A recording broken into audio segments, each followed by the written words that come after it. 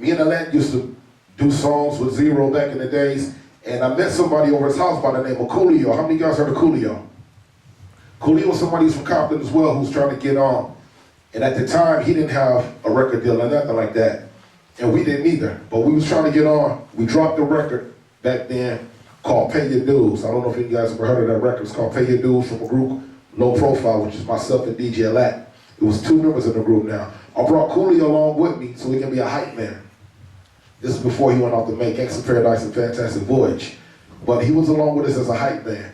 And we got a chance to tour the world. Ice Cube at the time left NWA, and he linked up with Hank Shockley and the Bomb Squad to go out there to drop his first solo album called America's Most Wanted. And at the time when he dropped this album, we had the Low Profile record coming out. And what was crazy was we did a show together at a real popular club in Los Angeles called The Palace. This is before the House of Blues was up and it was, the place to go do the shows. It's a place called The Palace. And I remember that night, leaving from doing that show, jumping on a plane with Ice-T and going out and having my eyes open up to seeing that there's a world out there that's bigger than just South Central Los Angeles, which sometimes we get caught up in just thinking that this is our world right here. This is a bigger world. It's a lot more out there than sweet. There's a lot of people out there who want to know your story, who want to hear from you. But in order for you to get out there, you got to have a passion, determination, and got to have the wisdom and understanding of the business. Even to this day, right now, they're giving out deals called 360 deals to a lot of artists. 360 is the total degrees of a circle. We all know that. If you don't know, that's 360 degrees, which means they get a piece of everything. That's some fucked up shit. How can you get a piece of everything? And I'm bringing my talents to you, which means outside of music, if I go out and I come out here in Sweden and I fuck around and get a movie deal, the label don't have nothing to do with that. How can they come in and get a chunk of that? Because I signed a contract, which means you got to get on top of your business. And all of us, I don't want to be a lawyer right now. I did a long time ago, but I don't have time to sit up and read through every line of what. That's why we go out, we get people to do this. And that's why I ask how many people want to be in the music industry, because there's so many different opportunities where you can come and you can make a difference, and you can change someone's lives. And you can make a name for yourself. And there's so many people that will want to fuck with y'all. This is something you really want to do because it's wide open. They try to say that hip hop was something that wasn't gonna last forever, but it's here. It ain't going nowhere forever. And going back to my story of my life in this music industry was when I said I wanted out. And they told me, no, you was on contract. They said, you could give us another album, but we're gonna hold you to right here. I didn't have an accountant on my team. I didn't have a lawyer that could say this is what they say was spent. So I was going for speculation. Okay. Went in and dropped the album called Ain't a Damn Thing Changed. And the name of the group that I formed was called The Man Circle. But Bobby always wanted to take it to a whole nother level. I said, I'm not gonna spill man to bring it away. Because me and Q was talking shit. He was like, I got a couple of names, so I'm throwing names at him. Like, I want to call a group this. Because when I say Q, he came to the picture because we grew up around the corner from each other. And when he was doing the NWA thing, when he went solo and all that, we still stayed in contact with each other. It was just funny that we both ended up over at Priority Records. It wasn't even planned. When we was coming up, we was just, what's up, what's up? It wasn't even on us being in rap groups. Until we got older, I used to see, he used to rhyme, I used to come around. When I used to come around the corner, he was had a garage open, and he see me, because I was out, that was kind of wild. When I used to come through there, we get the rhyming and stuff, and Q would see me coming through there, and he get to looking up, and it'd be like 2 hours going by, I'm still back there on the mic. He would want to shut the garage down. Every time me and Tunes came around, they couldn't get the garage closed fast, they couldn't shut it fast enough, because we used to come around and want to fuck around, but I didn't know later down the line that Dr. Dre will come to scoop him up, and he will be, the PM behind NWA at the time. He didn't know that I would be Dub C at the time. And it was crazy because later when he went solo and I left my group, we got to chopping it up. We start talking about names. Name Man Circle came up. Excuse me. You want water, The name? Okay, the name Man Circle came up, thanks.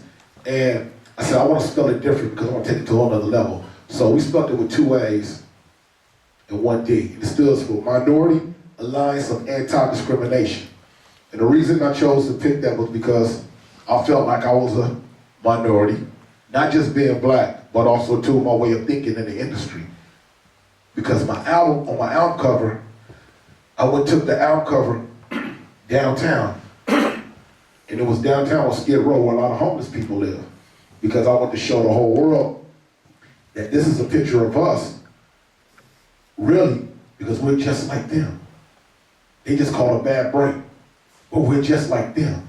They all used to be doctors, lawyers, entertainers, all kinds of shit. They called it a bad break at the time. And I wanted to show the ugliest picture that America used to frown upon, show them themselves. I wanted that to be the mirror. And what we did was we let our beards and shit grow out.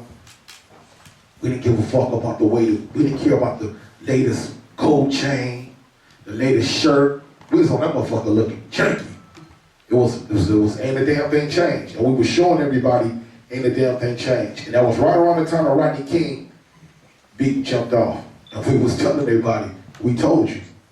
But we dropped the album, Ain't a Damn Thing Changed, from WC and the Man Circle. And when we dropped that album right there, the first single was called Dress Code, Getting Sorted for My Dress Code. And on the underground scene, it was becoming more and more evident that, that I was an artist that was influenced by hip hop, not just gangster rap. Which to me is all the same, because these are labels that they place on us. Like I said, once again, discrimination.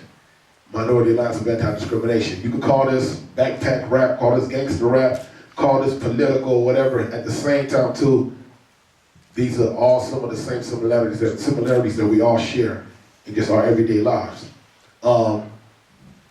But the record came out, and the contract that I had still was enabling me to really get out there and do the things I want to do, because they were telling me they had no budget to promote it.